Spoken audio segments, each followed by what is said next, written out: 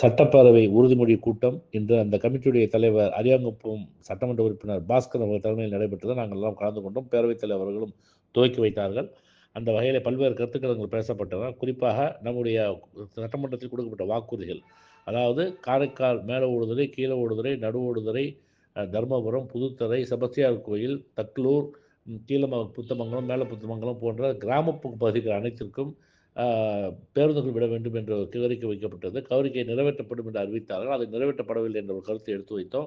உடனே நம்முடைய தம்பி நாகத்தேஜரும் அதே போல் கிராமப்புறங்களுடைய பெயர்களை சுட்டிக்காட்டி டிஆர் படத்தில் வேண்டும் என்று கேட்டிருந்தார். அதற்கான ஒப்புதலும் நம்முடைய தெற்கு தொகுதிக்கான ஒப்புதலும் விரைவில் கொடுப்பதற்கான ஏற்பாடுகள் நடைபெற்றுக் கொண்டிருக்கிறது. புதிதாக பேருந்துகள் வருகின்ற காரணத்தினால், பேருந்தெல்லாம் வருகின்ற காரணத்தினால் அதிகபட்சமாக 2 மாதத்தில் நாம் சொன்ன அந்த அனைத்து கிராம பகுதிகளுக்கும் பேருந்துகள் இயக்கப்படும் என்ற உத்தரவாதத்தை துறையுடைய செயலர் முத்தம்மா ஐஏஎஸ் அவர்கள் தந்திருக்கிறார் என்று நான் இங்கே பகிர்ந்து கொள்ள விரும்புகின்றேன்.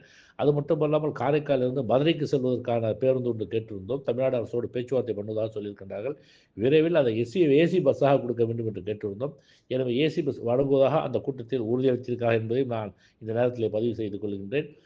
நமக்கு அனுமதி கிடைத்துவிட்டால் காரைக்காலிலிருந்து மதுரைக்கு ஏசி பஸ் போக வேண்டும் என்ற அந்த ஏற்பாடு நிச்சயமாக நடைபெறும். மக்களுடைய கோரிக்கை நிறைவேற்றப்படும் என்று நான் குறிப்பிடுவதில் மகிழ்ச்சி அடைகின்றேன். அதே போல் ஹாஸ்டல், ஆதிதிராவிட ஹாஸ்டலை பற்றி பேசிகிட்டு இருந்தோம். இன்றைக்கி நிறைய பிள்ளைங்க பாண்டிச்சேரியில் வந்து படிக்கிறாங்க. போதிய அளவுக்கு அவங்களுக்கு ஹாஸ்டல் எதுவுமே இல்லை. அதனால் அவங்களுக்கு காரைக்காலுடைய பிள்ளைங்களுக்கு அதே மாதிரி மாகையான போன்ற பிள்ளைகள்லாம் இங்கே வந்து ஹாஸ்டலுக்காக தவிக்கக்கூடிய சூழல், ஒவ்வொரு சட்டமன்ற உறுப்பினரும் அணுகி இடம் கேட்கக்கூடிய சூழல் ஏற்பட்டு கொண்டிருக்கிறது. எனவே அவுட்லைன் ரீஜன், அதாவது வேறு பிராந்தியங்களிலிருந்து குறிப்பாக காரைக்கால் போன்ற பகுதிகளில் வரக்கூடியவர்களுக்கு தனியாகவே ஒரு ஹாஸ்டல் கட்ட வேண்டும் என்ற ஒரு கருத்தை நாம் சொல்லியிருக்கின்றோம். அவர்களும் ஏற்றுக்கொண்டிருக்கிறார்கள். காலாப்பட்டில் இருக்கக்கூடிய கவர்மெண்ட் குவார்ட்டர்ஸ் ஒன்று இருக்கிறது. கவர்மெண்ட் சோர்ஸுடைய குவார்ட்டர்ஸ் இருக்கிறது. அது இப்போ யாரும் உபயோகப்படுத்தாமல் இருக்கின்ற காலத்தில் அதை ரெனோவேட் செய்து அதை அந்த காரைக்கால் பகுதியிலிருந்து மாகையான பகுதியிலிருந்து வரக்கூடிய மாணவ மாணவிகள் பயன்படுத்திக் கொள்கின்ற வகையில் ஏற்பாடு செய்யப்படும் என்ற உறுதியை நம்முடைய முத்தம்மா அவர்கள் தந்திருக்கார்கள் என்பதை நான் இங்கே பகிர்ந்து கொள்ள விரும்புகிறேன். அதே போல் இன்றைக்கி குடிமை பொருள் வழங்கும் துறை நடைபெற்றது. சிகப்பு அட்டைக்காக விண்ணப்பித்துவிட்டு காத்திருக்கக்கூடிய தகுதி வாய்ந்தவர்கள் நிறைய பேர் இல்லாமல் இருக்கின்றார்கள். எனவே அவர்களுக்கெல்லாம் உடனடியாக வழங்க வேண்டும் என்று நாம் கேட்டிருக்கின்றோம்.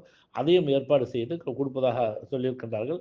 விரைவில் அந்த கணக்கு முடிந்த பிறகு யார் யாரெல்லாம் தகுதியானவர்களோ அவர்களுக்கெல்லாம் வழங்கப்படும் என்ற உறுதி தந்திருக்கிறார்கள். எனவே நாங்கள் இன்னும் அழுத்தம் கொடுக்க இருக்கின்றோம் என்பதை தெரிவித்துக் கொள்கிறேன். அதே போல் இப்போ வந்து ரேஷன் கார்டையும் ஆதார் கார்டையும் இணைக்கக்கூடிய பணி நடைபெற்றுக் கொண்டிருக்கிறது. வெளியூரில் இருக்கக்கூடியவர்கள், வெளிநாட்டில் இருக்கக்கூடியவர், பல மாநிலங்களுக்கு சென்று வேலை செய்ய காரைக்காலை சேர்ந்தவர்கள், அதே போல் வயது முதிர்ந்தவர்கள் அவர்களெல்லாம் அந்த சென்டருக்கு வந்து கையெழுத்திட முடியாத, புகைப்படம் எடுத்துக்கொள்ள முடியாத சூழல் ஏற்பட்டிருக்கிறது.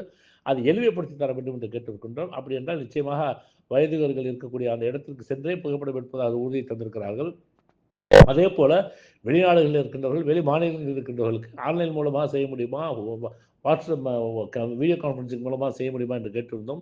வேறு ஏதாவது வழி செய்து அவர்கள் நிச்சயமாக வருகின்ற நேரத்தில், இந்தியாவுக்கு வருகின்ற நேரத்தில் அவர்கள் பெயரை பதிய வைக்கக்கூடிய அந்த வாய்ப்பையும் ஏற்படுத்தி வருவதாக உறுதியளித்திருக்கிறார்கள். ஓரளவுக்கு சொன்ன வாக்குறுதிகளுக்கு ஒரு நம்பிக்கை தந்திருக்கின்றன. இதையெல்லாம் நிறைவேற்றுவதற்கான முயற்சியில் நாங்கள் எல்லாம் இறங்குவோம் என்பதை பொதுமக்களுக்கு தெரிவித்துக் கொள்கிறேன். நன்றி, வணக்கம்.